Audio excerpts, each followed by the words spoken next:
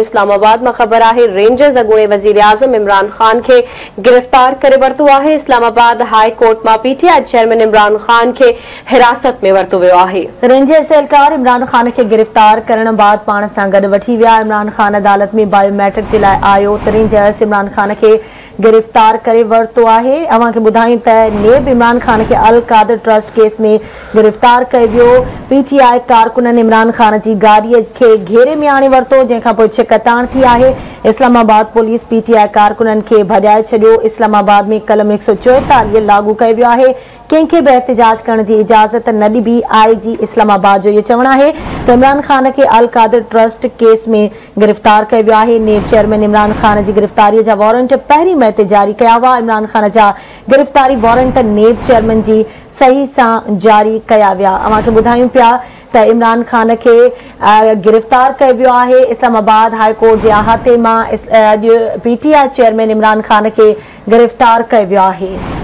एक भेरो ॿीहर अहम खबर का आगाह करे रहा हूँ। वज़ीर आज़म अॻूणे वज़ीर आज़म इमरान खान के गिरफ्तार किया वियो है। इस्लामाबाद हाई कोर्ट में पीटीआई चेयरमैन के गिरफ्तार किया वियो है, जॾहिं त मुख़्तलिफ़ शहरनि में पीटीआई कारकुननि पारां एहतजाज कया पिया वञनि। मुख़्तलिफ़ शहरनि में लाहौर में खबर है तो जिथे ज़मान पार्क के चार तरफ़नि खां बंद कयो वियो आहे।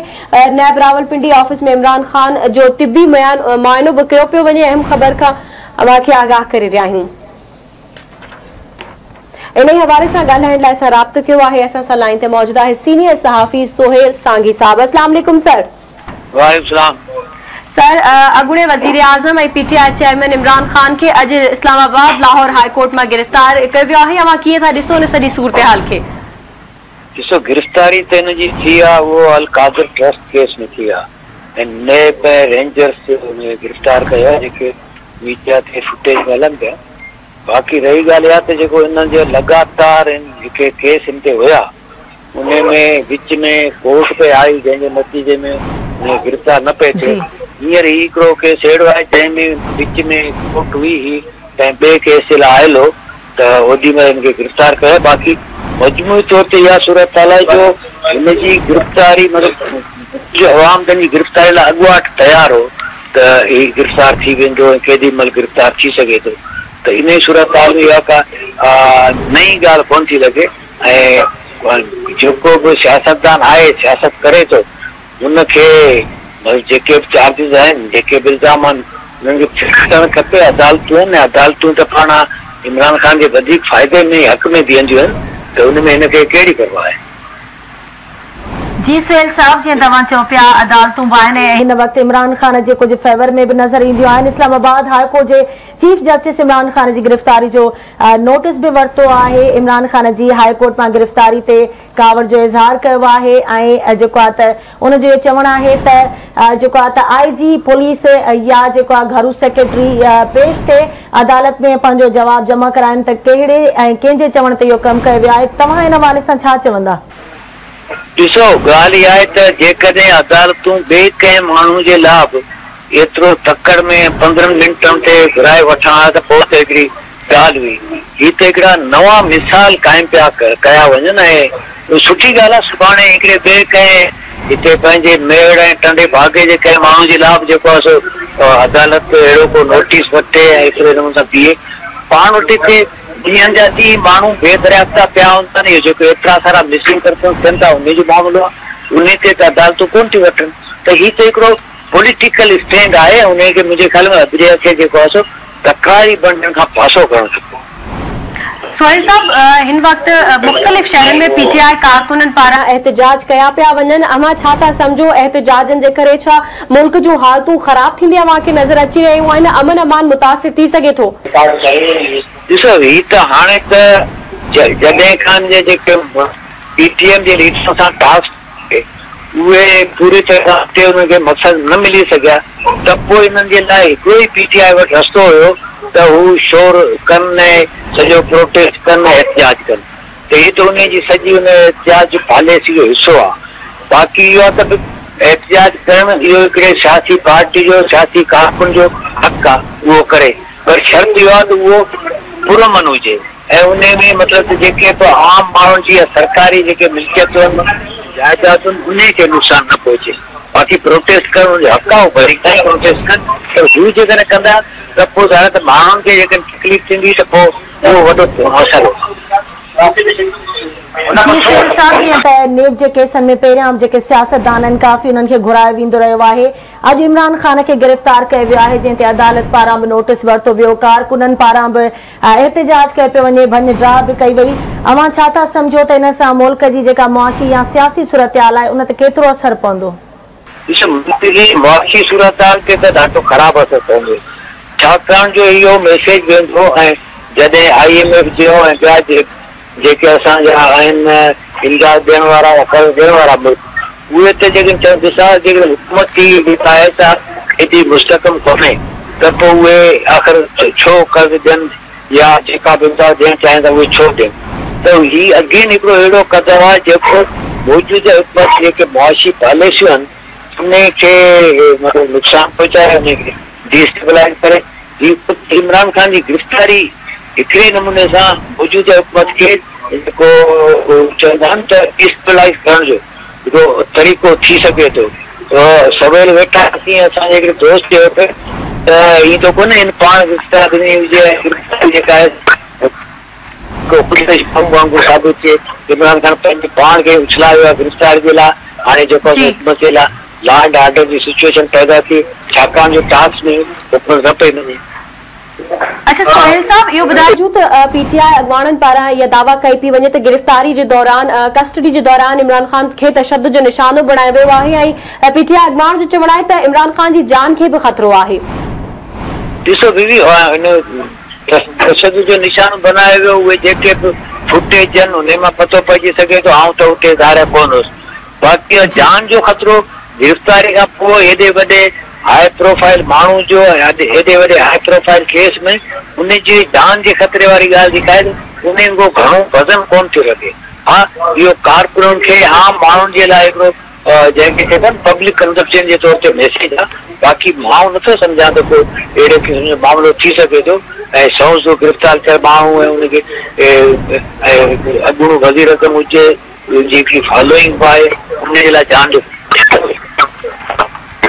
ठीक है, जी वही मेहरबानी सोहेल सांगी साहब आवाज़ इसके टाइम ॾियण जे लाइ। नासी नवा के अपडेट कयूं पिया। इस्लामाबाद हाई कोर्ट जे अहाते मां अॼु PTI चेयरमैन इमरान ख़ान खे गिरफ़्तार कयो वियो आहे। इमरान ख़ान खे केस जी पेशी जे मौक़े ते गिरफ़्तार कयो वियो। रेंजर्स एहलकार इमरान ख़ान खे गिरफ़्तार करण बाद पाण सां गॾु वठी विया। इमरान ख़ान अदालत में बायोमेट्रिक जे लाइ आयो त रेंजर्स इमरान ख़ान खे गिरफ़्तार करे वरितो। नेब इमरान ख़ान खे अल कादिर ट्रस्ट केस में गिरफ़्तार कयो आहे। नेब वटि इमरान ख़ान जी गिरफ़्तारी जा वारंट हुआ। रेंजर्स उनखे गिरफ़्तार कयो आहे। ज़रियनि जो इहो चवणु आहे जॾहिं त इमरान ख़ान खे अल कादिर ट्रस्ट केस में गिरफ़्तार कयो वियो आहे। IG पुलिस जो इहो चवणु आहे। नेब चेयरमैन इमरान ख़ान जी गिरफ़्तारी जा वारंट पहिरीं मई ते जारी कया हुआ। इमरान ख़ान जा गिरफ़्तारी वारंट नेब चेयरमैन जी सही सां जारी कया विया। एक भेरो ॿीहर रवां खे अहम ख़बर खां आगाह करे रहिया आहियूं। इस्लामाबाद हाई कोर्ट मां PTI चेयरमैन इमरान ख़ान खे रेंजर्स पारां गिरफ़्तार कयो वियो आहे। इस्लामाबाद हाई कोर्ट जे चीफ जस्टिस इमरान ख़ान जी गिरफ़्तारी जो नोटिस वरितो वियो आहे।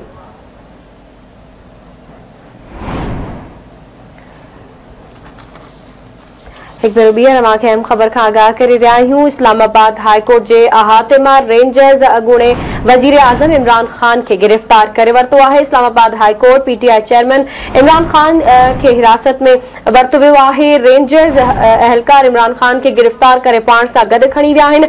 इमरान ख़ान अदालत में बायोमेट्रिक लाइ आयो त रेंजर्स गिरफ़्तार कयो आहे। जॾहिं त वफ़ाक़ी घरू वज़ीर राणा सनाउल्लाह जो इहो चवणु आहे त इमरान ख़ान खे असां न पर नैब गिरफ़्तार कयो आहे। असांजे ख़िलाफ़ कहिड़ी ॻाल्हि ते कार्रवाई कई वेंदी। इमरान ख़ान करप्शन अहिड़ी तरह सां कई जो उन जो को हिसाब नथो मिले। तोशा खाना ऐं अल कादिर ट्रस्ट केस में इमरान ख़ान खे गिरफ़्तार कयो वियो आहे। रेंजर्स अॻूणे वज़ीर आज़म ऐं PTI चेयरमैन इमरान ख़ान खे गिरफ़्तार करे वरितो। इस्लामाबाद हाई कोर्ट मां PTI चेयरमैन इमरान ख़ान खे हिरासत में वरितो वियो आहे। रेंजर्स एहलकार इमरान ख़ान खे गिरफ़्तार करण बाद पाण सां गॾु वठी विया। इमरान ख़ान अदालत में बायोमेट्रिक लाइ आयो त रेंजर्स इमरान ख़ान खे गिरफ़्तार कयो। इमरान ख़ान अल कादिर ट्रस्ट केस लाइ बायोमेट्रिक लाइ आयो त रेंजर्स खेसि गिरफ़्तार कयो। अव्हांखे ॿुधाईंदा हलूं त नेब इमरान ख़ान खे अल कादिर ट्रस्ट केस में गिरफ्तार किया है। नेब रावलपिंडी इमरान खान की गिरफ्तारी की तस्दीक भी करे छड़ी है। नेब चेयरमैन इमरान खान की गिरफ्तारी जा वारंट पहिरीं मई ते जारी किया।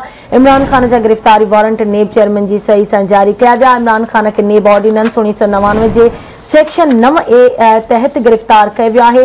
नेब 34A 18A 24A तहत कार्रवाई करे इमरान खान के गिरफ्तार किया है।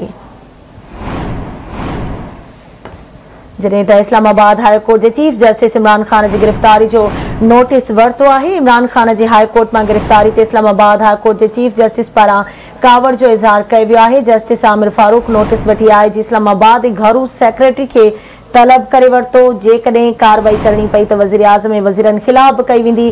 Chief justice Islamabad high court जो इहो चवणु आहे। एक बार ॿीहर अवांखे अहम ख़बर खां आगाह करे रहिया आहियूं। इस्लामाबाद हाई कोर्ट जे अहाते मां PTI चेयरमैन ऐं अॻूणे वज़ीर आज़म इमरान खान के रेंजर्स पारां गिरफ्तार किया वियो आहे। इस्लामाबाद हाई कोर्ट जे चीफ जस्टिस इमरान खान की गिरफ्तारी जो नोटिस भी वरतो आहे।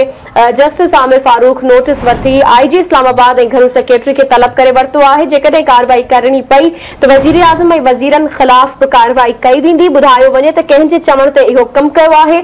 इस्लामाबाद मां ख़बर आहे रेंजर्स अॻूणे वज़ीर आज़म इमरान खान के गिरफ्तार करे वरतो आहे। इस्लामाबाद हाई कोर्ट में PTI चेयरमैन इमरान खान के हिरासत में वरतो वियो आहे। रेंजर्स एहलकार इमरान खान के गिरफ्तार करे पाण सां गॾु वठी विया आहिनि।